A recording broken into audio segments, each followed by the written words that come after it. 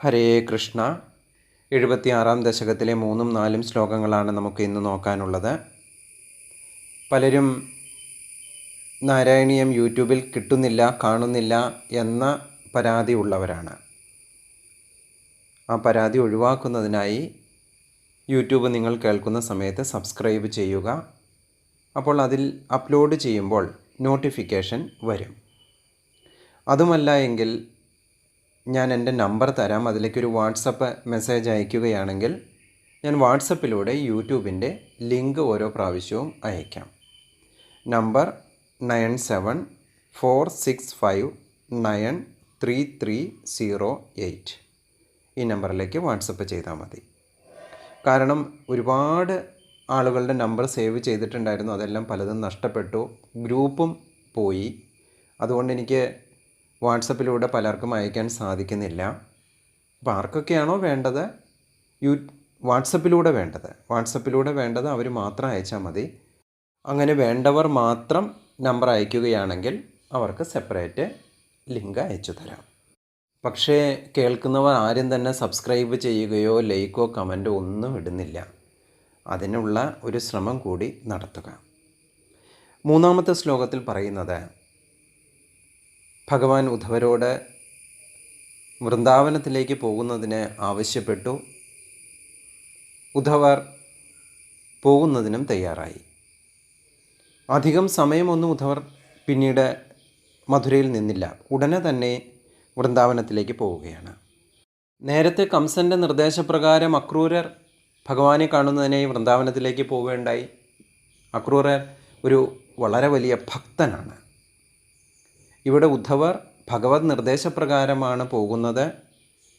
മാത്രമല്ല ഭഗവാന്റെ ഉറ്റ സുഹൃത്തു കൂടിയാണ് ഉദ്ധവർ.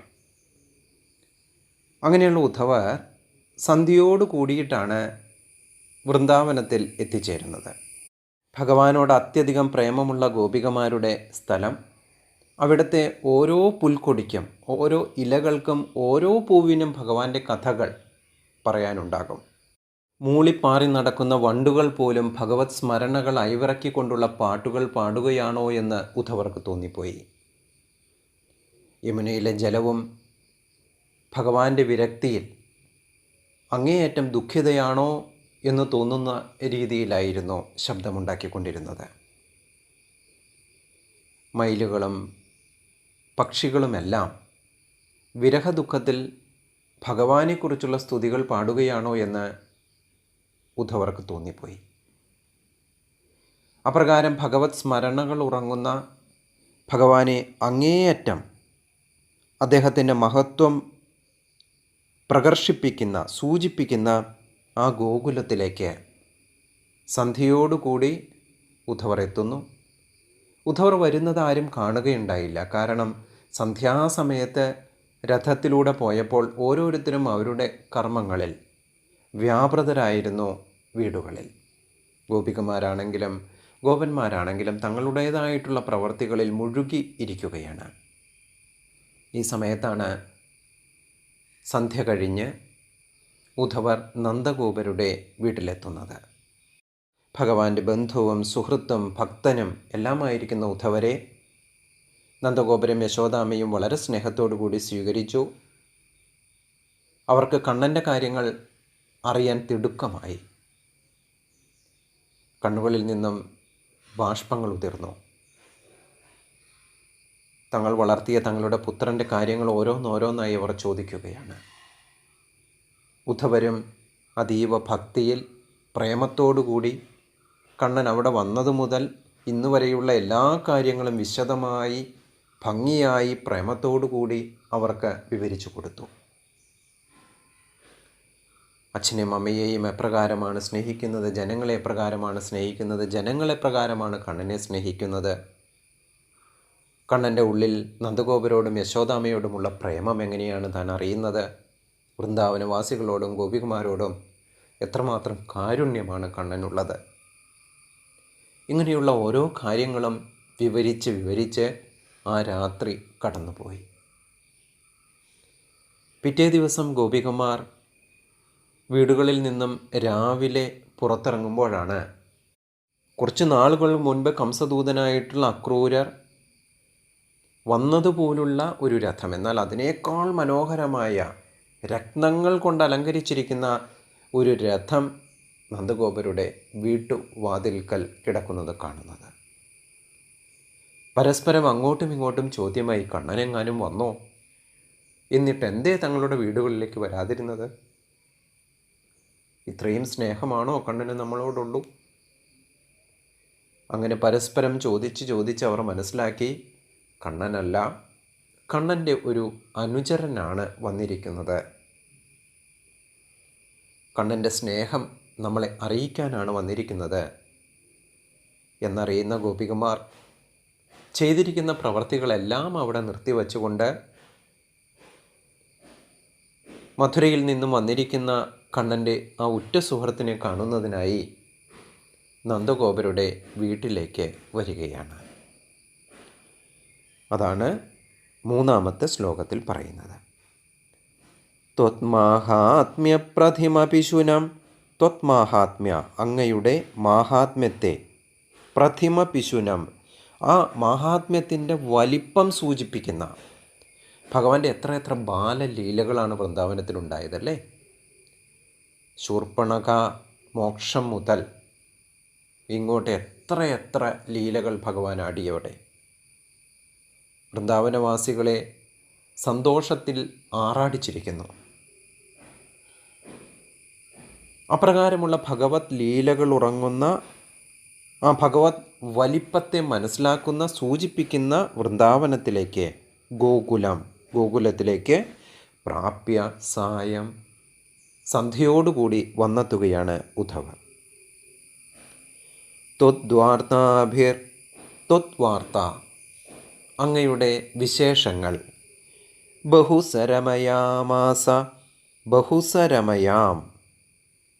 വളരെ സന്തോഷത്തോടുകൂടി യശോദാമ്മയെയും നന്ദഗോപരെയും പറഞ്ഞു കേൾപ്പിക്കുകയാണ് ഉദ്ധവർ. അങ്ങനെ സമയം കടന്നുപോയി. പിറ്റേന്നു രാവിലെ പ്രാതർദൃഷ്ട്വാ മണിമയരഥം, രാവിലെ എഴുന്നേറ്റ് പശുവിനെ കറക്കുന്നതിനും വീട്ടുജോലിക്കാര്യങ്ങൾ ചെയ്യുന്നതിനുമായി എഴുന്നേൽക്കുന്ന ഗോപികമാർ പ്രാതർദൃഷ്ട്വാ കണ്ടു. എന്താ കണ്ടത്? മണിമയരഥം, അതിമനോഹരമായി അലങ്കരിച്ചിരിക്കുന്ന രത്നശോഭിതമായ തേര് കണ്ടുകൊണ്ട് ശങ്കിത പങ്കജാക്ഷ്യ, ശങ്കിച്ചു നിന്നു. എങ്ങാനും കണ്ണനാണോ വന്നിരിക്കുന്നത് എന്ന് ഒരു നിമിഷം ആ പങ്കജാക്ഷ്യ, സുന്ദരമായ കണ്ണുകളുള്ള ഗോപികമാർ, അതിസുന്ദരിമാരായിട്ടുള്ള ഗോപസുന്ദരിമാർ ഒരു നിമിഷം ശ്രദ്ധിച്ച് നോക്കി നിന്നു. പിന്നീടോ ശ്രുത്വാ കേട്ടിട്ട്, എന്താണ് കേട്ടത്? പ്രാപ്തം ഭവതനുചരം, പ്രാപ്തം വന്നു ചേർന്നിരിക്കുന്നു. ആരാണ്? അങ്ങയുടെ സേവകൻ, അങ്ങയുടെ ഒരു സേവകനാണ് വന്നിരിക്കുന്നത് എന്ന് കേട്ടറിഞ്ഞ് ത്യക്തകാര്യാസമേയോ, ത്യക്തകാര്യ ചെയ്തുകൊണ്ടിരിക്കുന്ന പ്രവൃത്തികളെല്ലാം ഉപേക്ഷിച്ചുകൊണ്ട് സമീയോ ആ നന്ദഗോപരുടെയും യശോദാമ്മയുടെയും വസതിയിലേക്ക് അവർ എത്തിച്ചേർന്നു.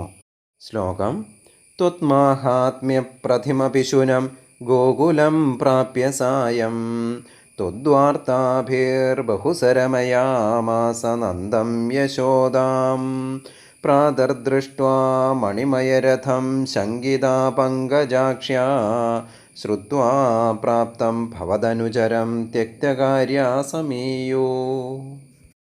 നാലാമത്തെ ശ്ലോകത്തിൽ പറയുന്നത്, ഗോപികമാർ ഉദ്ധവരെ കാണുമ്പോൾ അവർക്ക് ഭഗവാൻ തന്നെ ആണോ എന്നുള്ള ഒരു ചിന്ത ഉടലെടുക്കുകയാണ്. ആദ്യം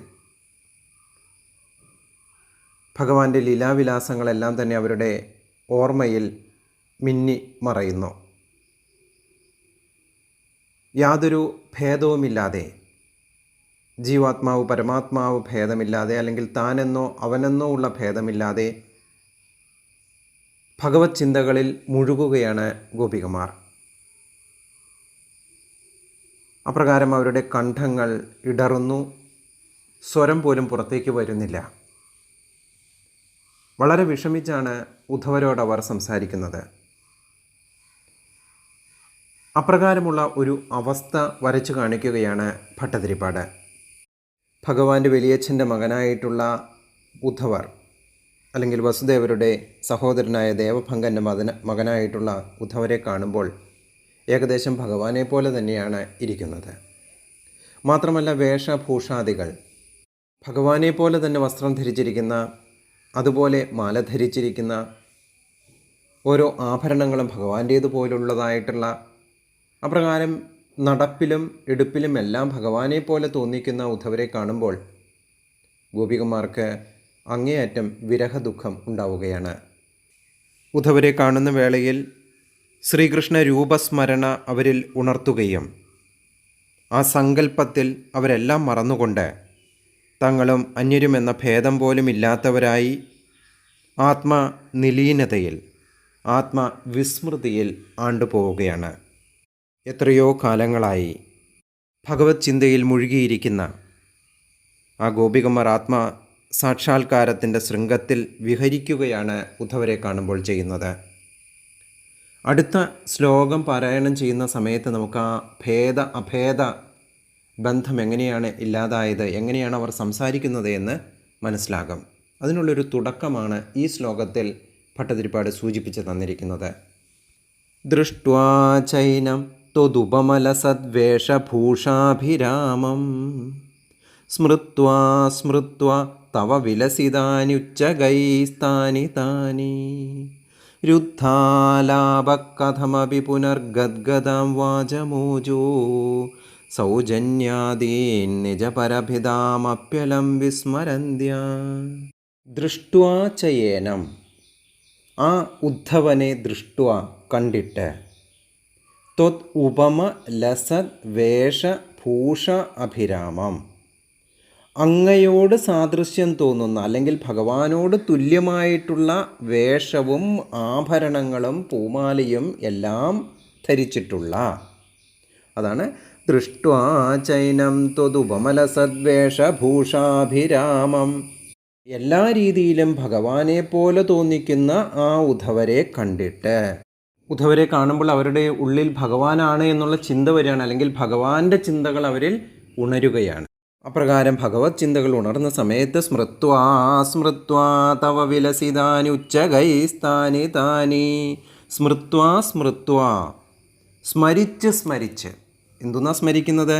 തവ വിലസിതാനി, അങ്ങയുടെ ലീലകളെക്കുറിച്ച്. അതെങ്ങനെയുള്ള ലീലകളായിരുന്നു? ഉച്ചഗൈസ്താനി താനി, അങ്ങേയറ്റം അത്ഭുതകരങ്ങളായിട്ടുള്ള അതാതു ലീലകളെക്കുറിച്ച് ചിന്തിച്ചുകൊണ്ട് നിൽക്കുകയാണ് ആ ഗോപികമാർ. ദൃഷ്ട്വാ ചൈനം ത്വദുപമലസദ്വേഷഭൂഷാഭിരാമം സ്മൃത്വാ തവ വിലസിതാനുച്ചഗൈസ്താനി താനി രുദ്ധാലാപകഥമപി പുനർഗദ്ഗദാം വാചമോജോ. രുദ്ധാലാപ, അങ്ങനെ ചിന്തിച്ചു കൊണ്ടിരിക്കുന്ന സമയത്ത് അവരുടെ തൊണ്ട ഇടറി, വാക്കുകളൊന്നും പുറത്തേക്ക് വരുന്നില്ല. അത്രയധികം തീവ്രമായ ദുഃഖത്തിൽ അവർ ഏർപ്പെട്ടു. കഥമപി പുനർഗദ്ഗദാം വാചമോജോ, കഥമപി വളരെ ക്ലേശിച്ചുകൊണ്ട്, ഗദ്ഗദാം തൊണ്ടയിടറിക്കൊണ്ട്, പുനർഗദ്ഗദാം വീണ്ടും അവർ ചില വാക്കുകൾ പറയാൻ തുടങ്ങി. എങ്ങനത്തെ വാക്കുകളാണ് പറയുന്നത് എന്ന് അടുത്ത ശ്ലോകത്തിലേ മനസ്സിലാവുള്ളൂ. എന്നാലും അതിൻ്റെ ഒരു സൂചന ഈ ശ്ലോകത്തിൽ തരുന്നുണ്ട്. സൗജന്യാദീൻ നിജപരഭിതാമപ്യലം വിസ്മരന്ത്യ, അത്യന്തം ശ്രേഷ്ഠങ്ങളായിട്ടുള്ള സത്കഥാഭാഷണങ്ങൾ അവരുടെ വായിൽ നിന്നും വളരെ ബുദ്ധിമുട്ടിയാണെങ്കിലും അവർ പുറത്തേക്ക് എടുക്കുകയാണ്. നിജ പര അഭിതാമപ്യലം വിസ്മരന്ത്യ, അലം വിസ്മരന്ത്യ, നിജ ഞാനെന്നോ നീയെന്നോ ഉള്ള വ്യത്യാസമൊന്നുമില്ലാതെ, അതാണ് അടുത്ത ശ്ലോകത്തിലെ മനസ്സിലാവൂ എന്ന് പറയുന്നത്.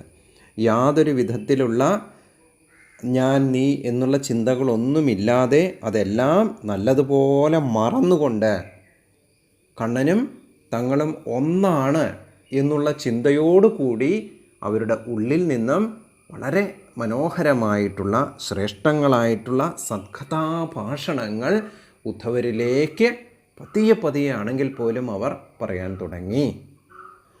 ദൃഷ്ട്വാ ചൈനം ത്വദുപമലസദ്വേഷഭൂഷാഭിരാമം സ്മൃത്വാ സ്മൃത്വാ തവ വിലസിതാനുച്ചകൈസ്താനി താനി രുദ്ധാലാപകഥമപി പുനർഗദ്ഗദാം വാചമോജോ സൗജന്യാദീൻ നിജപരഭിതാമപ്യലം വിസ്മരന്ത്യ. ഹരേ കൃഷ്ണ.